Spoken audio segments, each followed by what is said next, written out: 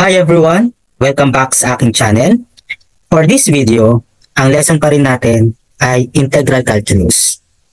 After knowing the 4 basic integration rules, ay magsasagot tayo ng mga integrals ng algebraic functions.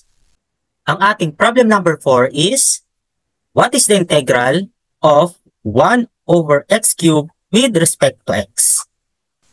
Before we continue, please like, follow, and subscribe to my social media accounts.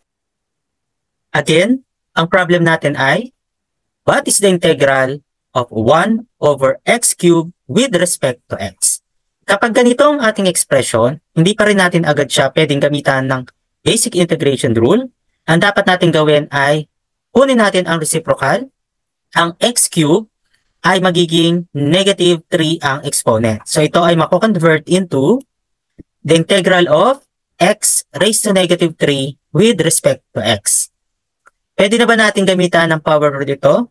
Yes, kasi di ba ang rule ng power rule is ang hindi lang pwede sa kanya ay yung exponent na negative 1. Pwede ang positive exponent, ang fractional exponent at negative exponent. So dahil ito ay x raised to negative 3, sa pamamagitan ng power rule, ang kanyang integral ay x raised to negative 3 plus 1 over negative 3 plus 1 plus the arbitrary constant. Then, isimplify na lang natin. Ang negative 3 plus 1 ay negative 2. Kaya ang simplification nito ay x raised to negative 2 over negative 2 plus c. And then, pwede natin ilabas yung negative sign.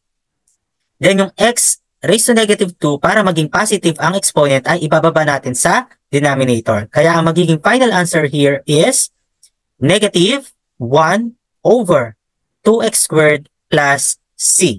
Hindi na natin kailangang ilabas yung coefficient na 1/2.